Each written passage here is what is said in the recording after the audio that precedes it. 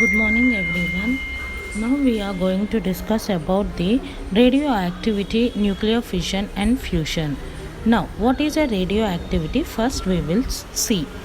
Henry Becquerel in 1896 discovered that uranium gave out some type of radiations that could affect a photographic plate wrapped in a thick black paper. It was also discovered that these radiations were highly penetrating ionized gases and caused scintillations on fluorescent screen. After 2 years, French husband and wife team of Pierre Curie and Marie Curie succeeded in extracting from pitch blende a new substance which was many millions of times more active in emitting radiations than uranium. They named this element as radium. The substances which emit these radiations are known as radioactive. The phenomenon of spontaneous emission of radiations from radioactive substance is known as radioactivity. The examples of radioactive substance are uranium, polonium, radium, radon, ionium, thorium, actinium, etc. It is now clearly known that all naturally occurring elements whose atomic numbers are greater than 82 are all radioactive and radioactivity. Radioactivity is the property of the atom of element concerned in a compound because the radiations are unaffected by chemical and physical changes. Now, types of radioactivity. Natural radioactivity. The phenomenon of spontaneous emission of powerful radiations exhibited by the heavier elements found in nature is called natural radioactivity. Next is artificial radioactivity. The phenomenon of spontaneous emission of radiations from the elements much lighter than those occurring in nature by modern techniques of artificial transmutation of element is known as artificial or induced radioactivity. Next is disintegration of radioactive elements. Before discussing the radioactive disintegration laws, we'll explain what is a disintegration. Radioactive disintegration. A radioactive element constantly breaks up into fresh radioactive atom with the emission of alpha, beta and gamma rays from its nucleus. Now, new atoms are in general radioactive. Hence, a chain of different radioactive elements is formed till an inactive element is reached. The spontaneous breaking up of nucleus is known as radioactive disintegration. When an element is disintegrated by emission of alpha rays, it gets turned into a new element with chemical properties similar to those of an element two places earlier in the periodic table.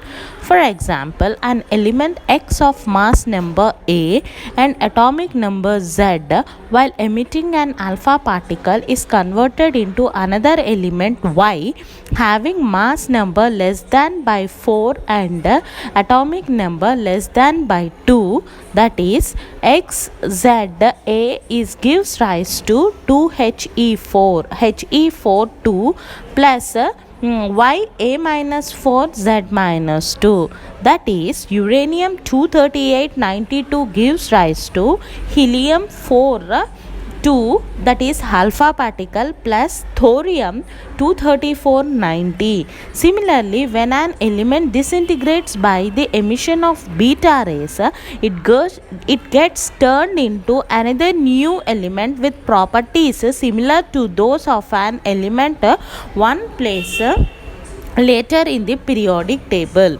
Consider the case of parent element X which emits beta rays and is converted into daughter element Y. This is represented as XZA gives rise to E0 minus 1, which is a beta particle, plus Ya Z plus 1 plus alpha gamma rays. That is thorium 23490 gives rise to E0 minus 1 plus protactinium 23491 plus gamma rays. Next is laws of radioactive disintegration. Rutherford and Soddy discovered the following laws relating to radioactive disintegration. First one is atoms of all radioactive elements undergo spontaneous disintegration and form new radioactive element. The disintegration is accompanied by the emission of alpha, beta and gamma rays. Second one, the disintegration is at random. That is, which atom will disintegrate first is only a matter of chance. Third one, the number of atoms that disintegrate per second is directly proportional to the number of remaining uncharged radioactive atoms present at any instant. The disintegration is independent of all physical and chemical conditions like temperature, pressure and chemical combination, etc. Let capital N be the number of atoms present in a radioactive substance at any time. Small t, dn be the number of atoms that integrate in short interval dt, then the rate of decay of atoms is minus dn by dt. Now minus dn by dt is proportional to n, that is minus dn by dt is proportional to n, which by removing the proportionality constant we get lambda n, where lambda is a constant of proportionality and is known as disintegration constant or radioactive constant or radioactive decay constant. Rearranging the above equation, we have dn by n equals to minus lambda into dt. Now integrating, we get log n to the base e equals to minus lambda t plus c, where c is integration constant. Let at time t equals to 0 the initial number of atoms present n equals to n naught. Hence from equation 2 we get log n naught to the base e equals to c. From above equation, substituting the value of c, we get log n equals to minus lambda t plus log n naught. That is log n minus log n naught equals to minus lambda t. That is log n by n naught equals to minus lambda t. N by n naught, by removing the logarithm term, we get n by n naught equals to e power minus t. N equals to n naught into e power minus t. The above equation shows that the number of atoms of a given radioactive substance decreases exponentially with the time provided no new atoms are involved. This shows that decay occurs rapidly first and then becomes slower and slower, as shown in the figure. Definition of decay constant lambda. Lambda equals to minus dn by dt by n. Hence, the decay constant is defined as the ratio of amount of substance disintegrated in unit time to the amount of the substance present. Again, from the above equation, n equals to n naught into e power minus lambda t, that is n equals to n naught into e power minus lambda into 1 by lambda.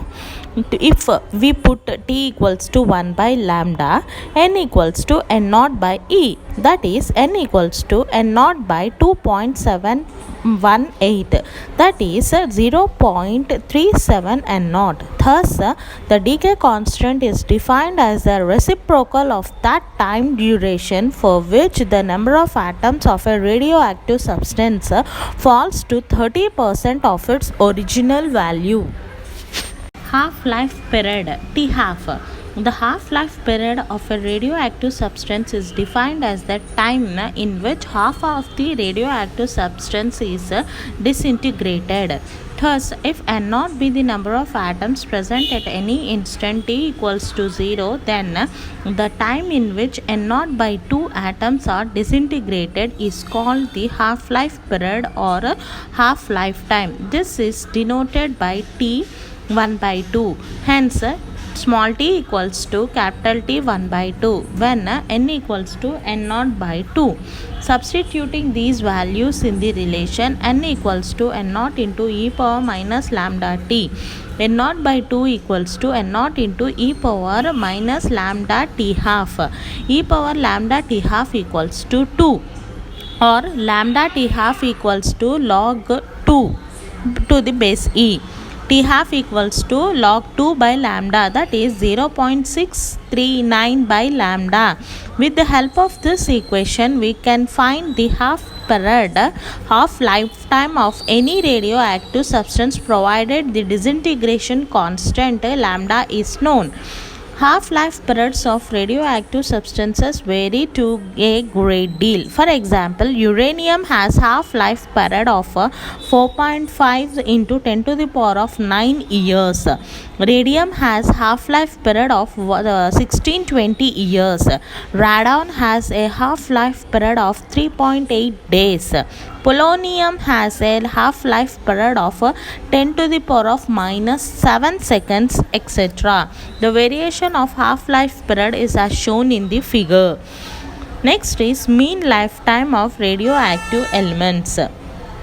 The atoms of a radioactive substance are continuously disintegrating. This shows that the life of every atom is different.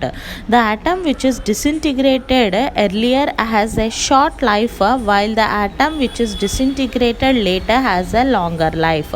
It is difficult to say why some atoms have a short existence while other atoms remain unchanged for a longer time.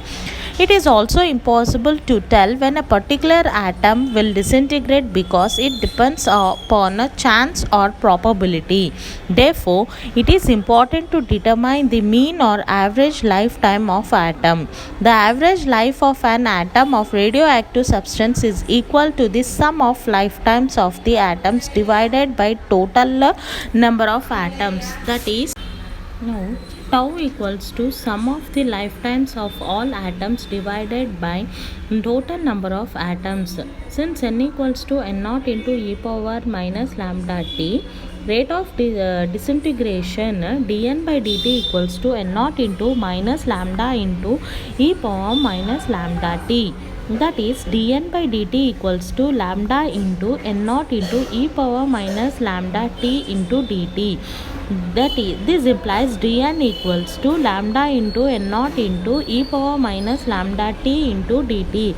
Therefore, this gives the number of atoms dn disintegrated between time t and t plus dt. If each atom out of these dn atoms which are disintegrated in time dt and a lifetime of t second, the sum of lifetimes of dn atoms is given by dn dot t. In order to find out the total lifetime of all the atoms of radioactive substance, we should integrate the above expression between 0 to infinity, because any single atom may have lifetime from 0 to infinity. Therefore, the sum of lifetimes of the atoms of a radioactive substance is given by integral 0 to infinity dn dot t. Now, the average lifetime tau is given by tau equals to integral 0 to infinity dn dot t divided by total number of atoms, that is integral 0 to infinity dn dot t into divided by n. Substituting the value of dn, we get tau equals to integral 0 to infinity lambda n naught into e power minus lambda t into dt whole of t divided by n naught. That is lambda into integral 0 to infinity e power minus lambda t into Using double integration, we get tau equals to lambda into e power minus lambda t by lambda in t minus integral e power minus lambda t by minus lambda into dt in limits extends up to 0 to infinity. By solving, we get tau equals to 1 by lambda. Thus, the average lifetime is reciprocal of disintegration constant. Next, we know that t half equals to 0.693 divided by lambda. Tau half equals to 0.693 tau A. This shows that half-life period is equal to 0.693 times the average life period. These are the some of the examples of the problem solved depend upon your disintegration constants.